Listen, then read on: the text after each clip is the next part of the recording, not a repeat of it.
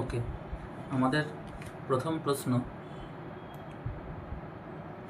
এই প্রশ্নটা, যেখানে বলছে যে a small ball of mass m is placed at the top of a fixed smooth hemispherical surface of radius r.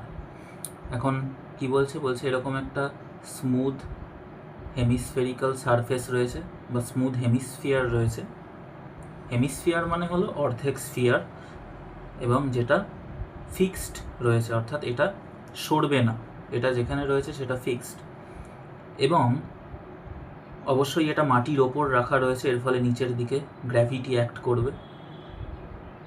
এই স্ফিয়ারটার, এই হেমিস্ফেরিক্যাল সারফেসটার রেডিয়াস হচ্ছে ক্যাপিটাল আর, যেটা আমাকে প্রশ্নে বলে দিয়েছে, এবং বলে দিয়েছে যে দ্য বল ইজ, একটা বল রাখা রয়েছে একদম টপ পজিশানে, স্ফিয়ারটার একদম টপ পজিশানে, বলটার মাস হচ্ছে m, স্ফিয়ারটা স্মুথ, সেই জন্য বল এবং স্ফিয়ারের মধ্যে কোনো ফ্রিকশন কাজ করবে না। Okay, so the ball is given a slight push and it starts to move on the surface. এখন কি বলছে যে এই বলটাকে একটা স্লাইট পুশ দেওয়া হয়েছে। স্লাইট পুশ বলতে মানে আমি হালকা করে জাস্ট ঠেলে দিয়েছি, মানে ওর যে ইনিশিয়াল ভেলোসিটিটা সেটা জিরোর থেকে জাস্ট সামান্যই বেশি, ঠিক আছে, মানে অ্যাপ্রক্সিমেটলি জিরো আমরা এটাকে ধরতে পারি, যদিও আমরা জানি যে মানে জিরো স্পিড দিলে তো ওটা ওখানেই থেকে যাবে, কারণ এটা একটা আনস্টেবল ইকুইলিব্রিয়াম পজিশন। কেন আনস্টেবল? কারণ যে কোনো একদিকে পুশ করলে বলটা নিচে পড়তে থাকবে, ও আবার আগের জায়গায় ফিরে আসবে না, সেই জন্য এটা একটা আনস্টেবল ইকুইলিব্রিয়াম পজিশন। এখন যদি আমি বলটাকে হালকা করেও টাচ করে ওকে একটা স্লাইট পুশ দিই, তাহলে বলটা নিচে পড়তে থাকবে, এবং আমি এদিকে পুশটা দিয়েছি, সেই জন্য বলটা এদিকে আস্তে আস্তে আস্তে আস্তে পড়তে থাকবে, এবং and it starts to move on the surface, এবং এটা সারফেসের ওপর মুভ করতে থাকছে।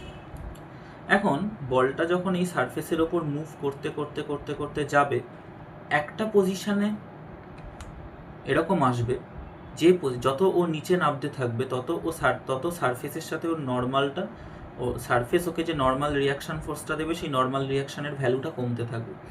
কমতে কমতে এমন একটা পজিশান আসবে যেখানে সারফেসের সাথে সারফেস ওকে যে নর্মাল রিয়াকশানটা দেবে, সেই নর্মাল রিয়াকশানটা জিরো হয়ে যাবে। এখন সেই যে পজিশানটা যেখানে নর্মাল রিয়াকশান জিরো হয়ে যাচ্ছে, অর্থাৎ ও কিন্তু সেই পজিশানে আমরা বলতে পারি যে ও আর সারফেসের সাথে টাচে নেই, ও সারফেসটাকে লিভ করে দিয়েছে, ও সারফেসটাকে ছেড়ে দিয়েছে, ঠিক আছে। তো এবং ছেড়ে দেওয়ার পর কি হবে, ও সারফেসটা ছেড়ে নিচের দিকে পড়ে যাবে, মানে ও তখন আর সারফেস বরাবর পড়বে না, ও সারফেসটা ছেড়ে জাস্ট নিচের দিকে পড়ে যাবে। তো and it starts to move on the surface, find the height from the ground at which the ball will leave the surface. তো যে পজিশানে ও সারফেসটাকে ছেড়ে দেবে, সেই পজিশানে মাটি থেকে সেই পজিশানটার হাইট কত আমাকে ক্যালকুলেট করতে বলা হয়েছে, এবং বলা হয়েছে can you predict the type of trajectory the ball will follow after leaving the surface. হচ্ছে যে সারফেসটা লিভ করার পর বলটা যখন মাটিতে পড়বে, তখন ও কী ধরনের ট্র্যাজেক্টরি ফলো করবে সেটা প্রেডিক্ট করতে পারবো কি না সেটাও বলা হয়েছে। তো অঙ্কটা দেখা যাক। তো এখানে আমি একটা হেমিস্ফেরিক্যাল সারফেস আঁকবো।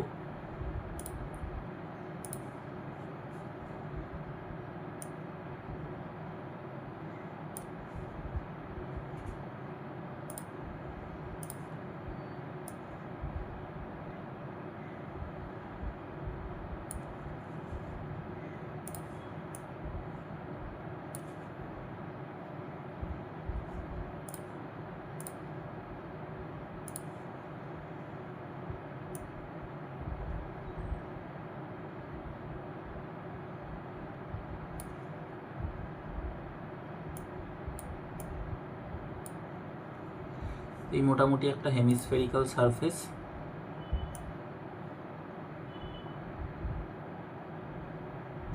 এটাকে মাটির ওপর রাখা রয়েছে।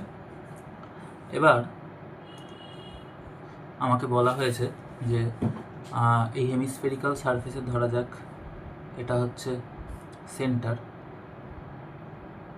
মোটামুটি এটা একটা সেন্টার।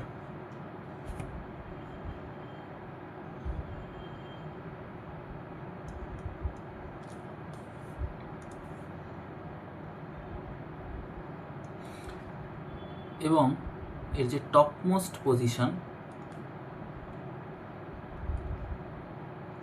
সেই টপমোস্ট পজিশনে আমরা একটা বলকে রেখেছি। বলটার মাস হচ্ছে m, এবং আমরা কি বললাম, এই যে পজিশনটা এটা হচ্ছে একটা আনস্টেবল ইকুইলিব্রিয়াম পজিশন।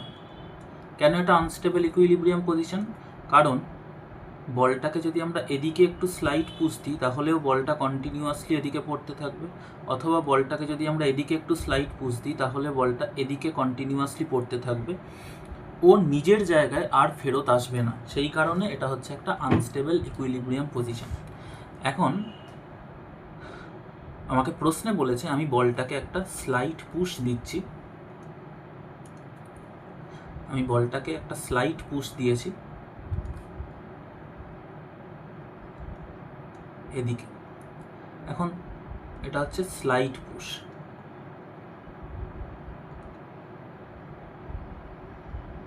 এখন স্লাইড পুশ দেওয়ার অর্থ কি?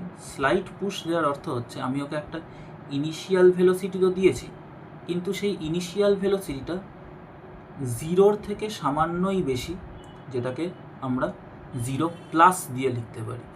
So the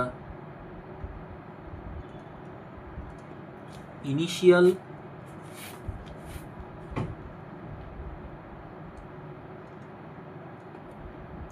velocity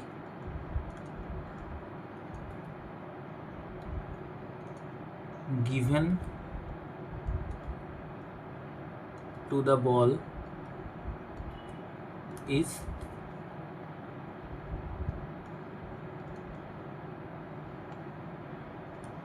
extremely small, খুব খুব ক্ষুদ্র ইনিশিয়াল ভেলোসিটি ওকে দেওয়া হয়েছে, এবং যেটাকে আমরা বলছি যে 0 থেকে সামান্যই একটু বেশি।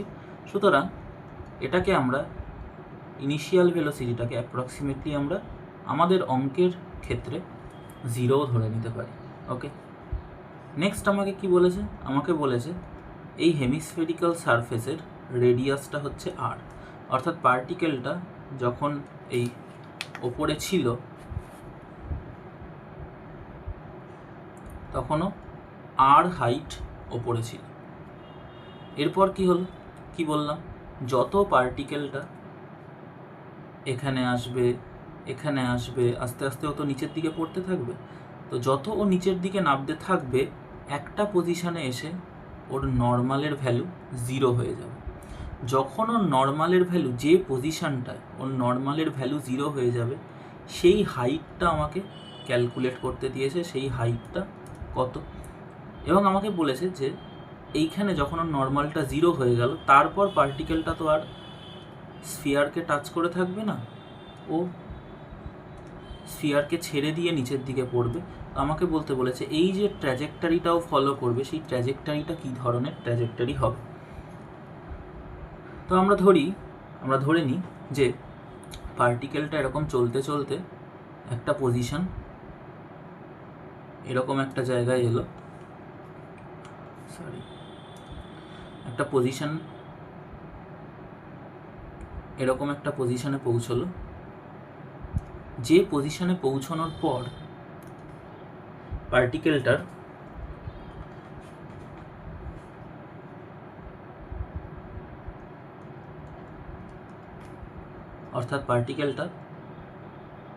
থিটা অ্যাঙ্গেল ট্রাভেল করলো ইনিশিয়াল পজিশনের সাথে, থিটা অ্যাঙ্গেল ও ট্রাভেল করলো। আচ্ছা, ধরা যাক এই পজিশনে ও সারফেসকে লিভ করছে, এই পজিশনে ও সারফেসকে লিভ করছে। তাহলে এই পজিশনটায় পার্টিকেলটার ওপর কী কী ফোর্স লাগছে আমরা একবার দেখে নিই। এই পজিশনটায় পার্টিকেলটার ওপর একটা ফোর্স লাগছে,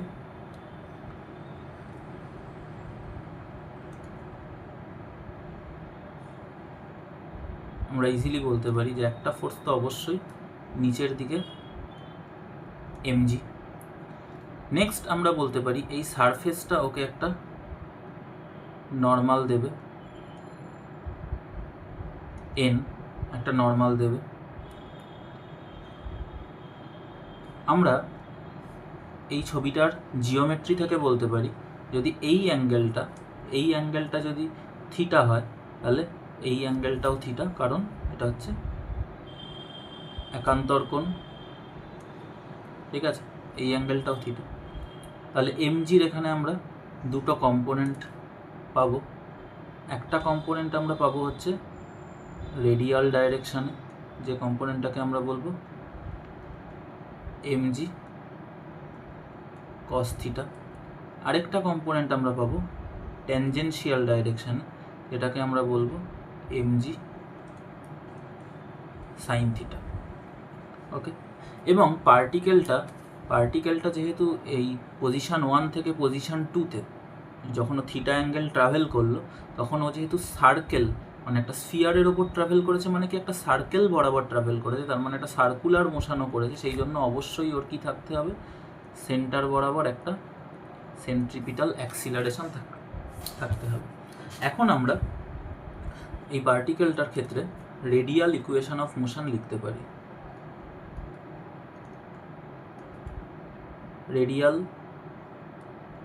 ইকুয়েশন অফ মোশন ওর আমরা লিখতে পারি। তো রেডিয়াল ডাইরেকশানে ওর ইকুয়েশন অফ মোশন কি, এমজি কস থিটা ভেতরের দিকে, আর ওর এমজি কস থিটা ভেতরের দিকে, নর্মাল রিয়াকশান ফোর্স বাইরের দিকে, এবং ওর অ্যাক্সিলারেশন ভেতরের দিকে। সুতরাং এমজি কস থিটা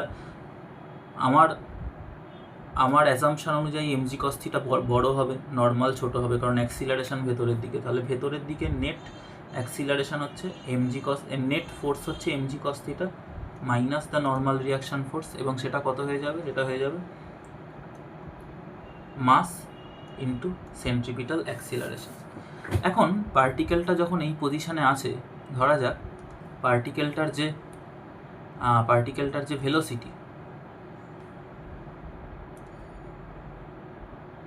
সেটাও কোন দিকে থাকবে, লিনিয়ার ভেলোসিটিটা ট্যানজেন্ট বরাবর থাকবে, এবং সেই ভেলোসিটিটা ধরা যাক ভি। তাহলে আমরা লিখতে পারি যে this is equals to M V square by যে সার্কেলে পার্টিকেলটা ট্রাভেল করছে সেই সার্কেলের রেডিয়াস, এবং সেই রেডিয়াসটা কত, capital R. Okay, so MG cos theta minus N is equals to M V square by R. এখন যখন আমরা কি বলছি, এই পজিশানে পার্টিকেলটা এই হেমিস্ফিয়ারকে ছেড়ে দিচ্ছে, হেমিস্ফিয়ারকে ও আর টাচ করছে না, ও হেমিস্ফিয়ারের সাথে টাচটা চলে যাচ্ছে, ও ছেড়ে দিচ্ছে হেমিস্ফিয়ারটা। এবার হেমিস্ফিয়ারটাকে ছেড়ে দিচ্ছে মানে কি, এই পজিশানে যখন পার্টিকেলটা থাকবে তখন হেমিস্ফিয়ারকে ছেড়ে দিলে কি হবে, ওর নর্মাল রিয়াকশান ফোর্সটা জিরো হয়ে যাবে। এমজি তো জিরো হবে না, কারণ হেমিস্ফিয়ারের ওপরও থাকুক আর না থাকুক পৃথিবীতে ওকে নিচের দিকে টানবে এমজি দিয়ে, এর ফলে এমজির কম্পোনেন্টগুলোও থাকবে। কিন্তু ও যদি হেমিস্ফিয়ারটাকে ছেড়ে দেয় তাহলে কিন্তু ওর ওপর যে নর্মাল রিয়াকশান ফোর্সটা, সেই নর্মাল রিয়াকশান ফোর্সটা কিন্তু জিরো হয়ে যাবে। তাহলে আমরা লিখতে পারি যে হোয়েন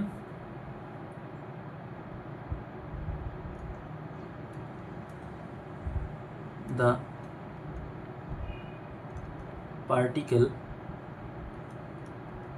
leaves contact with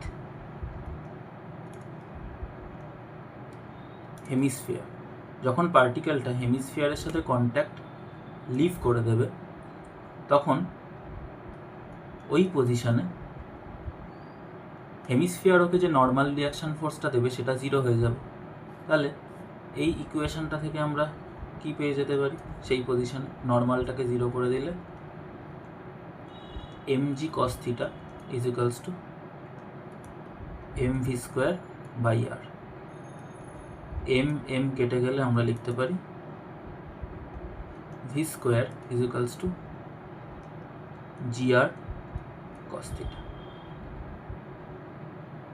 অর্থাৎ আমরা ভি স্কোয়ার বা ভি এর ভ্যালুটা পেয়ে গেলাম।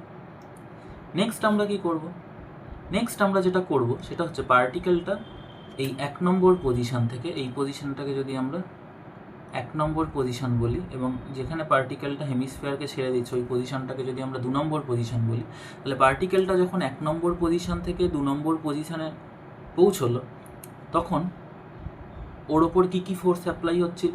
একটা ফোর্স অ্যাপ্লাই হচ্ছিল mg।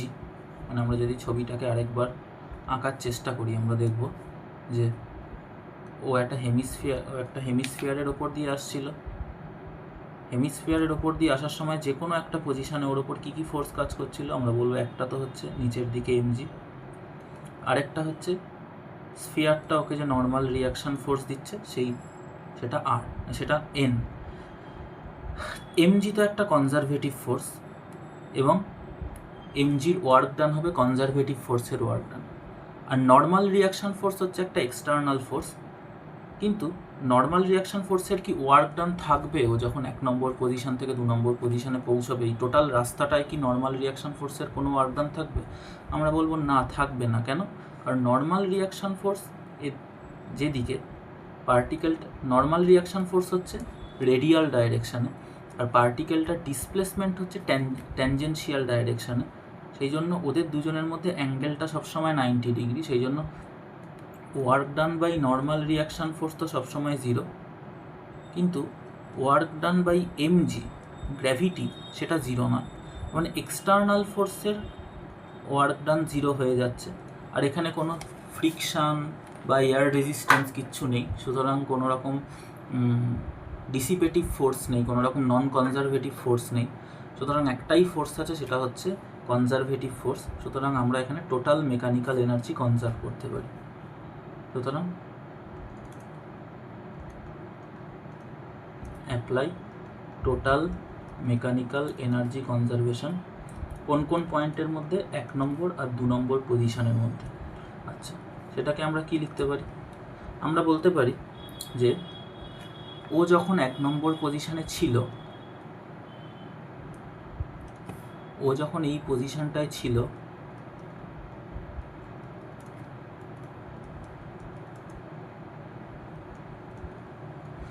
ওখান থেকে ও যখন 2 নম্বর পজিশনে নামলো, ও গ্র্যাভিটির প্রভাবে নিচে নেমেছে, মানে ওর পোটেনশিয়াল এনার্জি কমবে এবং প্রথমে ওর ভেলোসিটি ছিল 0, পরে ওর ভেলোসিটি হলো v, তার মানে কাইনেটিক এনার্জি ওর বাড়বে। তার মানে আমরা লিখতে পারি যে loss in potential energy is equals to gain in kinetic energy। এখন লস ইন পোটেনশিয়াল এনার্জি কত হলো? আমরা বলবো কোথা থেকে কোথা অবধি নামলো, এই পজিশন থেকে এই পজিশনে নেমেছে। তাহলে এই ডিস্টেন্সটা, এই রেডিয়াসটা যদি হয় r, তাহলে ওইটুকু কি হয়ে যাবে? এটা কি হয়ে যাবে? এটা হয়ে যাবে r cos থিটা। তাহলে ও যতটুকু হাইট নামলো সেই হাইটটা কি হয়ে যাবে? Capital R minus r cos theta. আমরা লিখতে পারি r কমন নিলে 1 মাইনাস cos থিটা। তাহলে ওর লস ইন পোটেনশিয়াল এনার্জি কত হলো? লস ইন পোটেনশিয়াল এনার্জি হলো mg r into 1 minus cos theta. সেটা হচ্ছে ওর গেইন ইন কাইনেটিক এনার্জি। ও কতটা কাইনেটিক এনার্জি লাভ করলো, গেইন করলো? আমরা বলবো প্রথমে তো কাইনেটিক এনার্জি ছিল 0, কারণ ভেলোসিটি ছিল 0, আর ফাইনাল পজিশনে ওর ভেলোসিটি v, তার মানে কাইনেটিক এনার্জি হাফ mv²। তাহলে কাইনেটিক এনার্জি গেইন করলো কতটা? হলো হাফ mv²। তো এখান থেকে mm কেটে গেল, তো আমরা লিখতে পারি যে v² is equals to 2gr minus 2gr cos theta. এখন আগে আমাদের v² এর ভ্যালু অলরেডি বের করা ছিল, তো সেখান থেকে আমরা v² এর ভ্যালুটা এখানে বসিয়ে দিতে পারি যে gr cos theta is equals to 2gr minus 2gr cos theta. আর cos থিটার টার্মটাকে আমরা, জিআরগুলোকে আমরা কেটে দিতে পারি প্রত্যেকটা টার্ম থেকে কমন নিয়ে। তাহলে cos থিটার টার্মগুলোকে একদিকে আনলে কি পাবো? 3 cos theta is equals two 2। সুতরাং cos থিটা আমরা পেয়ে যাব 2/3। সুতরাং থিটা আমরা পেয়ে গেলাম cos ইনভার্স 2/3। তাহলে আমরা দুটো খুব ইম্পর্টেন্ট জিনিস পেয়ে গেলাম। কি পেলাম? একটা তো পেলাম যে ও যে অ্যাঙ্গেলে সারফেসটাকে লিভ করবে, ও যতটা অ্যাঙ্গেল ট্রাভেল করবার পর এই সারফেসটাকে ছেড়ে দেবে, যেখানে নর্মালটা 0 হয়ে যাবে, সেই অ্যাঙ্গেলটা কত সেই ভ্যালুটা আমরা পেয়ে গেলাম এবং তার কসের ভ্যালুটাও আমরা পেয়ে গেলাম। কিন্তু আমাকে কিন্তু এই অ্যাঙ্গেলটা বার করতে বলেনি। আমাকে কি বার করতে বলেছে? মাটি থেকে যে হাইটে ও সারফেসটাকে ছেড়ে দেবে সেই হাইটটা কত সেই হাইটটা আমাকে বার করতে বলেছে। আমি বলবো সেই হাইটটা কত? সেই হাইটটা হচ্ছে আর কস থিটা। এই হাইটটাই তো আর কস থিটা। ও যে হাইট থেকে মাটিতে ছেড়ে দেবে, মানে সারফেসটাকে ছেড়ে দেবে, সেটাই হচ্ছে আর কস থিটা। তাহলে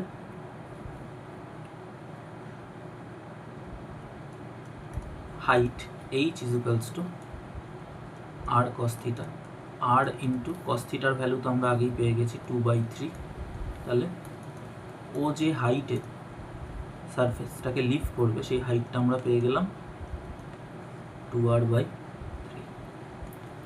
অর্থাৎ আমরা এইখানে এই অ্যাঙ্গেলটাও পেয়ে গেলাম, যে এই অ্যাঙ্গেলটা হচ্ছে cos ইনভার্স 2/3, আর এই হাইটটাও পেয়ে গেলাম যে এই হাইটটা হচ্ছে 2r/3। তো এটাই আমাকে প্রশ্নে বলেছিল। এবং এর সাথে আরও একটা প্রশ্ন আমাকে বলেছিল যে এই পার্টিকেলটা যখন সারফেসটাকে লিভ করবে তখন ওর ট্র্যাজেক্টরিটা কীরকম হবে, কারণ তখন তো আর সার্কুলার মোশন করবে না, কারণ ও সার্কেলটাকে ছেড়ে দিয়েছে, তো স্ফিয়ারটাকে ছেড়ে দিয়েছে, তার মানে ও সার্কুলার মোশন তো করবে না, কিন্তু ওর মোশনটা কেমন হবে, কীরকম পথ ও ফলো করবে, সেটা আমাকে জিজ্ঞাসা করেছে। তো আমরা সেখানে বলতে পারি যে পার্টিকেলটা যখন সারফেসটাকে ছেড়ে দেবে, অর্থাৎ সারফেসটা এরকম ছিল, পার্টিকেলটা যখন সারফেসটাকে ছেড়ে দেবে তখন ওর ভেলোসিটি হচ্ছে এরকম, তাই না? আর পার্টিকেলটার ওপর গ্র্যাভিটি লাগছে এইভাবে। তাহলে পার্টিকেলটা যখন তারপর সারফেসটাকে ছেড়ে নিচের দিকে পড়তে থাকবে তখন ওর ওপর ও কার প্রভাবে নিচের দিকে পড়ছে? আমরা বলবো গ্র্যাভিটির প্রভাবে নিচের দিকে পড়ছে। তাহলে ওর ভেলোসিটি ছিল এরকম আর গ্র্যাভিটি কাজ করছে এই বরাবর, তাদের মধ্যে অ্যাঙ্গেল হচ্ছে থিটা। আর এই থিটা না তো 0 ডিগ্রি আর এই থিটা না তো 180 ডিগ্রি। তাহলে আমরা বলতে পারি যে আমরা জানি যে যখন অ্যাক্সিলারেশন এবং ভেলোসিটির মধ্যে অ্যাঙ্গেলটা 0 ডিগ্রি বা 180 ডিগ্রি হয়, অর্থাৎ এদিকে ভেলোসিটি এদিকেই অ্যাক্সিলারেশন, বা এদিকে ভেলোসিটি উল্টো দিকে অ্যাক্সিলারেশন, যদি 0 ডিগ্রি বা 180 ডিগ্রি হয় সেক্ষেত্রে পার্টিকেলের মোশন হয় স্ট্রেট লাইন। কিন্তু যখন থিটাটা না তো 0 ডিগ্রি হয় না 180 ডিগ্রি হয় তখন পার্টিকেলটা যে ট্র্যাজেক্টরিটা ফলো করে সেই ট্র্যাজেক্টরিটা হয় প্যারাবোলা। তাহলে ওই সারফেসটাকে লিভ করবার পর পার্টিকেলটা একটা প্যারাবোলিক পাথ ফলো করে নিচের দিকে পড়বে। তাহলে এই যে পথটাও ফলো করবে এই পথটা হচ্ছে একটা প্যারাবোলা। ওকে, সো এই ছিল আমাদের ফার্স্ট কোয়েশ্চেন। এখন আমাদের সেকেন্ড কোয়েশ্চেনটা আরও একটা সুন্দর কোয়েশ্চেন। সেই কোয়েশ্চেনটা কি বলছে? বলছে in the figure there is a smooth vertical circular track of radius R which is placed above ground. বলছে যে আমার কাছে একটা smooth fixed vertical circular track আছে যেটাকে আমরা মাটির ওপরে উলম্বভাবে ভার্টিক্যালি রেখেছি, যার রেডিয়াস হচ্ছে আর। বলছে a ball of mass m is initially placed at the bottom most position of the track, that is at position R, at position 1। So একটা বলকে, একটা ছোট্ট m মাসের বলকে আমরা রেখেছি হচ্ছে একদম বটম মোস্ট পজিশনে, অর্থাৎ মাটির সাথেই টাচ করিয়ে, যে একদম নিচের পজিশনে ভার্টিক্যাল ট্র্যাকটা সেখানে আমরা রেখেছি। The ball is given an initial speed u is equals to √4gr। আমরা বলটাকে একটা ইনিশিয়াল স্পিড দিয়েছি, ট্যানজেনশিয়াল স্পিড, সেটা হচ্ছে √4gr as shown in the figure. Find the maximum height achieved by the particle in its subsequent motion. বলেছে যে এই যে পার্টিকেলটাকে আমি একটা ইনিশিয়াল স্পিড দিচ্ছি 4√4 GR, এখন এটা একটা ভার্টিক্যাল সার্কেল। আমরা জানি যে ভার্টিক্যাল সার্কেল পুরোপুরি কমপ্লিট করার ক্ষেত্রে দু ধরনের কেস হয়। এক ধরনের কেস হচ্ছে যখন পার্টিকেলটা সার্কেলকে ছাড়তে পারবে না, আর আরেক ধরনের কেস হচ্ছে যখন পার্টিকেলটা সার্কেলকে ইজিলি ছেড়ে দিতে পারবে। তো আমাকে এখন দেখতে হবে যে এই ক্ষেত্রে পার্টিকেলটা সার্কেলকে ছাড়তে পারছে কি পারছে না। আমরা বলবো যে এক্ষেত্রে পার্টিকেলটা যদি এইটুকু ওঠে তারপর নিচে পড়ে যায়, ও সার্কেল বরাবর পড়বে।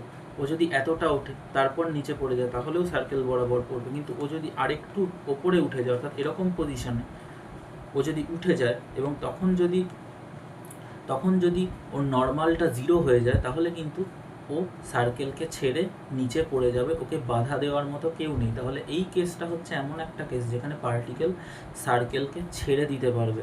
ঠিক আছে, আমরা জানি যে পার্টিকেল যখন ভার্টিক্যাল সার্কুলার মোশন করবে এবং ও যখন সার্কেলকে ছেড়ে দেবে, সেক্ষেত্রে ওকে মিনিমাম ইনিশিয়াল স্পিড দিতে হবে √5 GR। তার থেকে কম স্পিড দিলে কিন্তু ও ভার্টিক্যাল সার্কেলটাকে কমপ্লিট করতে পারবে না। তাহলে মিনিমাম স্পিড হচ্ছে √5 GR to complete the vertical circular motion. কিন্তু আমরা এখানে ওকে ইনিশিয়াল স্পিড কত দিয়েছি? √4 GR, যেটা অবশ্যই √5 GR এর থেকে কম। তার মানে ও টপমোস্ট পজিশনে পৌঁছে সার্কুলার মোশন কমপ্লিট করার আগেই সার্কেলকে ছেড়ে দেবে। ঠিক আছে, এখন প্রশ্ন বলছে find the maximum height achieved by the particle in its subsequent motion. তাহলে এখান থেকে যখন আমরা √5 GR এর থেকে কম স্পিড দিলাম ওকে, অর্থাৎ √4 GR স্পিড দিলাম, তখন পার্টিকেলটা যখন আস্তে আস্তে আস্তে আস্তে উপরে উঠবে, ও ম্যাক্সিমাম কতটা হাইট উঠবে গ্রাউন্ড থেকে সেটা আমাকে ক্যালকুলেট করতে হবে। তো দেখা যাক নেক্সট প্রশ্ন।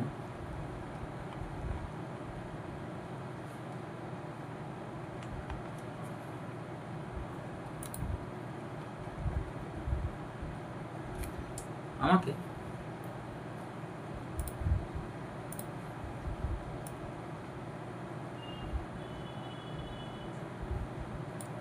এরকম একটা সার্কেল বলে দিয়েছে,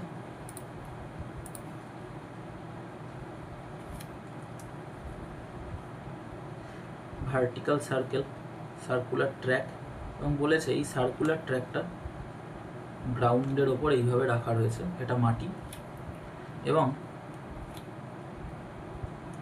এই সার্কুলার ট্র্যাকটার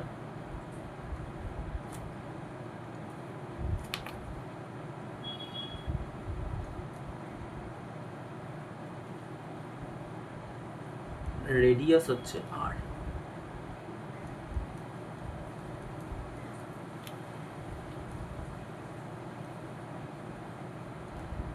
এই সার্কুলার ট্র্যাকটার রেডিয়াস হচ্ছে R।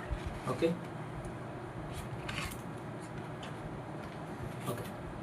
সো আরও একটা কি বলেছে যে একটা বলকে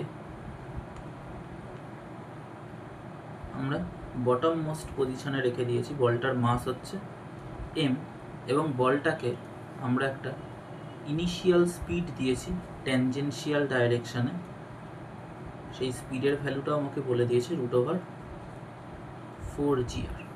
আমরা জানি যে here the particle can leave the circle.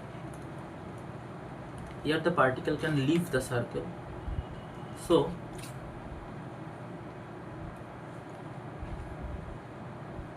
u minimum should be √5 GR to complete the vertical circular motion. But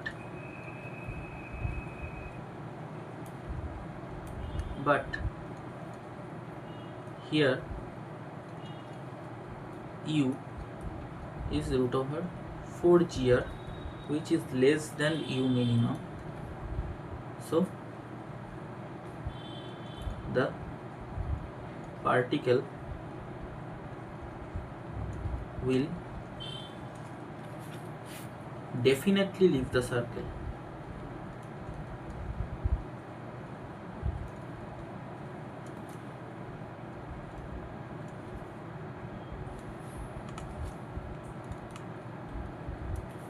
Before reaching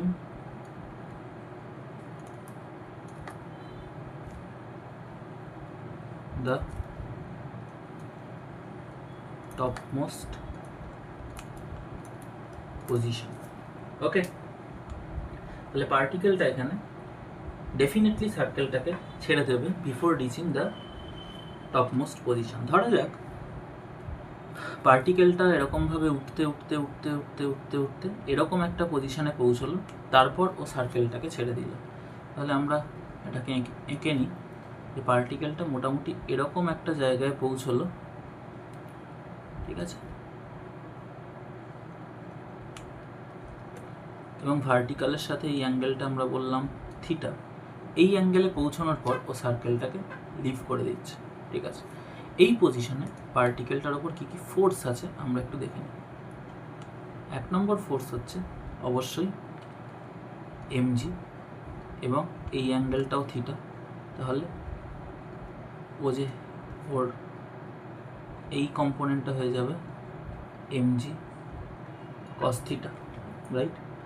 এই দিকে একটা কম্পোনেন্ট থাকবে ট্যানজেনশিয়াল mg সাইন থিটা, এবং আমরা বলবো যে পার্টিকেলটার এদিকে একটা ভেলোসিটিও থাকবে ট্যানজেনশিয়াল ডাইরেকশানে v, ঠিক আছে।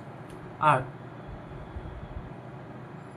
এই পজিশনে ও যেহেতু সার্কেলটাকে ছেড়ে দিচ্ছে সেই জন্য নর্মাল রিয়াকশান ফোর্সটা হচ্ছে 0।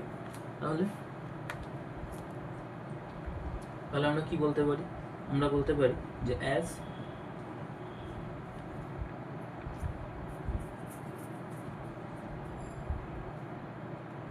এবং আমরা আরও একটা জিনিস বলে দিচ্ছি, এই পজিশনটা হচ্ছে 1 নম্বর পজিশন এবং এই পজিশনটা হলো 2 নম্বর পজিশন। ওকে, তাহলে as the particle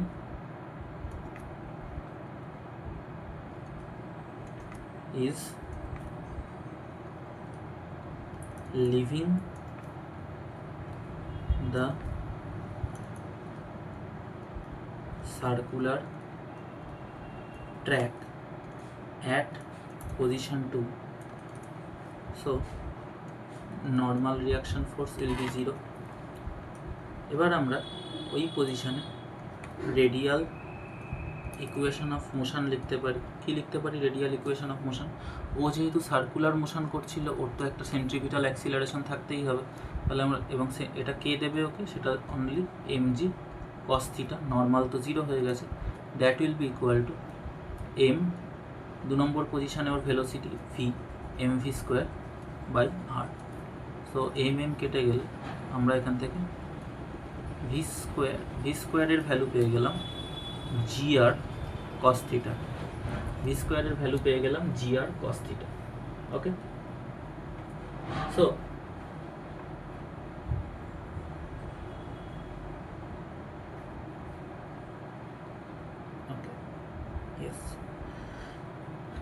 তাহলে আমরা আরও একটা জিনিস করতে পারি। এই পজিশনে যখন ওর নিচ থেকে এই হাইটটায় ও উঠলো, ও কতটা হাইট উঠলো সেটাও আমরা ক্যালকুলেট করতে পারি।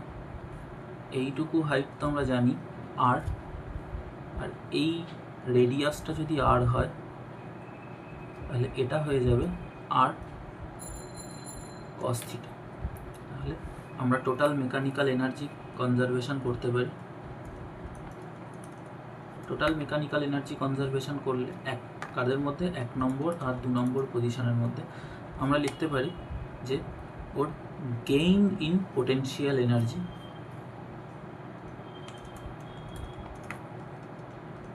Is equals to loss in kinetic energy. তাহলে ওর গেইন ইন পোটেনশিয়াল এনার্জি কত হলো? যখন ও এখান থেকে R plus R cos theta height উঠলো, ওর গেইন ইন পোটেনশিয়াল এনার্জি হচ্ছে mgr into 1 plus cos theta. সেটা হচ্ছে লস ইন কাইনেটিক এনার্জি। ওর final loss in kinetic energy কত, half M U square, U square মানে হচ্ছে 4gr minus half M V square. Okay, so M M M কেটে গেল, আমরা লিখতে পারি, আচ্ছা এই 2 দিয়ে এটা কাটলে এখানে 2 হয়ে যাবে। সো আমরা লিখতে পারি যে V square by 2 is equals to 2gr minus gr minus gr cos theta। So V square হয়ে যাবে 4gr minus 2gr minus 2gr cos theta। So 2gr common নিলে 1 মাইনাস cos theta। সো এখান থেকে আমরা একটা ভি স্কোয়ার পেয়ে গেলাম, সেটা কী হয়ে গেল 2gr into 1 minus cos theta। তাহলে টোটাল মেকানিক্যাল এনার্জি কনজারভেশন থেকে আমরা একটা ভি স্কোয়ার পেলাম, আর নিউটনস ল অফ মোশন থেকে আমরা ওই পজিশনে একটা ভি স্কোয়ার পেয়েছিলাম। তাহলে এই দুটোকে আমরা এখন ইকুয়েট করে দিতে পারি। তো আমরা লিখতে পারি gr cos theta is equals to 2gr minus 2gr cos theta। তো gr gr gr সব জায়গা থেকে কেটে গেল। তো আমরা কসগুলোকে একদিকে এনে লিখতে পারি 3 cos theta is equals to 2। So cos theta আমরা পেয়ে গেলাম 2/3, এখান থেকে আমরা থিটা পেয়ে যাচ্ছি, এখান থেকে আমরা থিটা পেয়ে যাব cos ইনভার্স 2/3। ওকে, তাহলে আমরা এই অ্যাঙ্গেলটা পেয়ে গেলাম যে কত অ্যাঙ্গেলে ও সারফেসটাকে, পার্টিকেলটা সারফেসটাকে ছাড়বে, সেটা হচ্ছে cos ইনভার্স 2/3। ভালো কথা। এই পজিশানে ওর ভেলোসিটিটা কত সেটাও আমরা ক্যালকুলেট করে নিতে পারি, তাই না? আর আমাকে প্রশ্নে কি ফাইন্ড করতে বলেছে, প্রশ্নে ফাইন্ড করতে বলেছে যে ম্যাক্সিমাম হাইট ও কতটা রিচ করবে। ওকে, তাহলে এই পজিশানে আমরা ওর ভেলোসিটিটাও পেয়ে যেতে পারি। আমরা জানি যে যেহেতু ভি ইজ ইকুয়ালস টু, এই ইকুয়েশন থেকে আমরা জানি যে √gr cos theta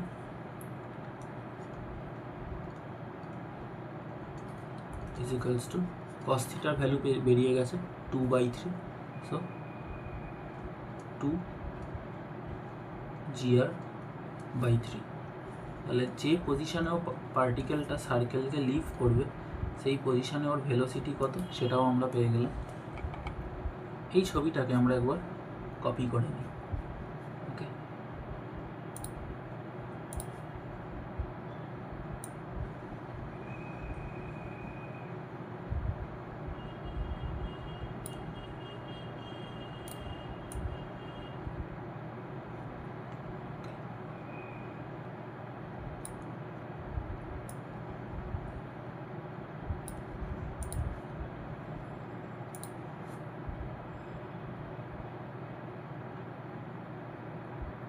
এবার আমরা কয়েকটা জিনিস একটুখানি লক্ষ্য করি।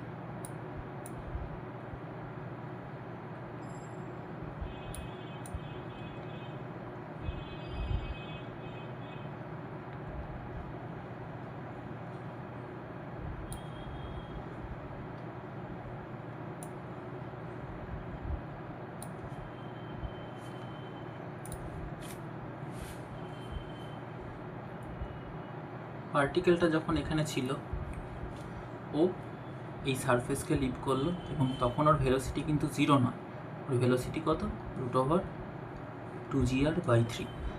তাহলে এই পজিশনে ও সারফেসকে লিভ করে দিয়েছে, মানে এবার ওর যে মোশন হবে সেটা হবে কমপ্লিটলি গ্র্যাভিটির জন্য, এবং এই কেসটা same as a projectile motion, অর্থাৎ পার্টিকেলটা ভি ভেলোসিটি নিয়ে প্রজেক্ট করা হয়েছে ওকে এই পজিশন থেকে, এই পজিশন থেকে ওকে ভি ভেলোসিটি নিয়ে ওকে প্রজেক্ট করা হয়েছে। এই অ্যাঙ্গেলটা যদি থিটা হয় তাহলে এই অ্যাঙ্গেলটা থিটা, এটা 90 ডিগ্রি হলে, আচ্ছা এটা হচ্ছে 90 ডিগ্রি মাইনাস থিটা।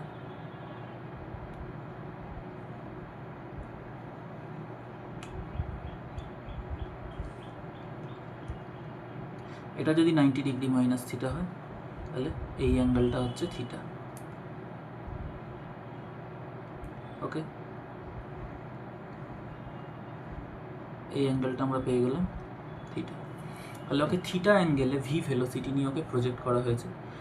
এর ফলে গ্র্যাভিটির প্রভাবে ওর এখন ট্র্যাজেক্টরিটা কী হয়ে যাবে, ওর ট্র্যাজেক্টরিটা হয়ে যাবে প্যারাবোলা। ও এরকম উঠবে, উঠে প্যারাবোলিক পথে এরকমভাবে কিন্তু নিচের দিকে ও ফল করবে। ঠিক আছে, তাহলে মাটি থেকে ওর ম্যাক্সিমাম হাইট কী হয়ে যাবে? প্রথমত তো এই অবধি যে হাইটটা আমরা পেয়েছি সেটা কত, আর প্লাস আর কস থিটা, এবং তারপর এই প্রজেক্টাইল মোশনের যে হাইটটা, এখান থেকে এই অবধি যে ওর প্রজেক্টাইল মোশনটা, এটাকে আমরা একটা ground to ground projectile motion হিসাবে কল্পনা করতে পারি, তাই না? Ground to ground projectile motion হিসাবে কল্পনা করতে পারি। অর্থাৎ আমরা বলতে পারি যে পার্টিকেলটা এরকম একটা ভি ভেলোসিটি নিয়ে থিটা অ্যাঙ্গেলে প্রজেক্ট হয়েছে, ও গিয়ে এরকমভাবে পড়ছে যে তাহলে ওর এই প্রজেক্টাইল মোশনের ম্যাক্সিমাম হাইটটা কত? তাহলে ওর যে টোটাল হাইট হয়ে যাবে ফ্রম দ্য গ্রাউন্ড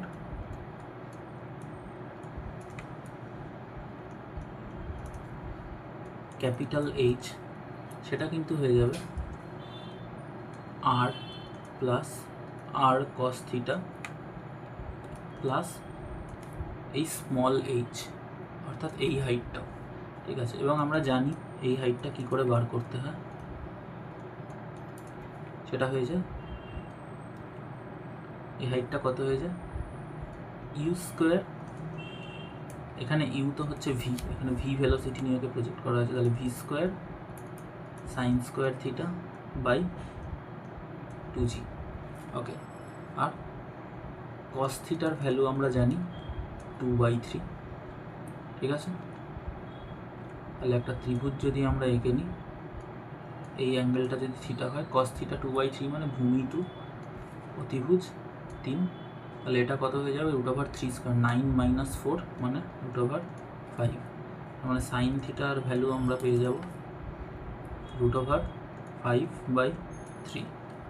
ওকে, তাহলে আর প্লাস কস থিটার ভ্যালুটা বসিয়ে দিলে 2r/3 plus V square, V এর ভ্যালু আমরা জানি কত, √2gr/3, তার মানে ভি স্কোয়ার হয়ে যাবে 2gr/3 ইন্টু 1/2g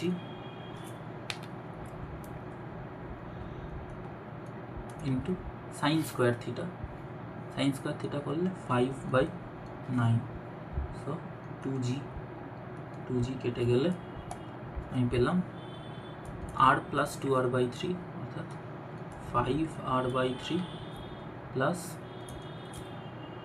5r/27, এটা করলে আমরা পেয়ে যাব 27, 45 × 50, 50r/27, এটা হচ্ছে টোটাল হাইট।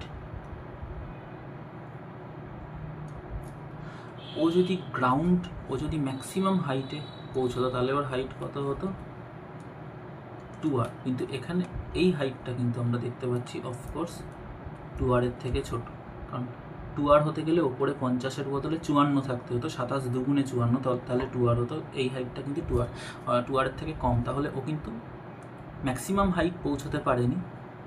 ও সার্কেল বরাবর আর প্লাস আর কস থিটা গেছে এবং তারপর প্রজেক্টাইল মোশন করে ওই স্মল হাইট এইচ উঠেছে এবং সেখান থেকেও টোটাল হাইট ক্যাপিটাল এইচ কিন্তু আমাদের বেরিয়ে গেছে। ওকে।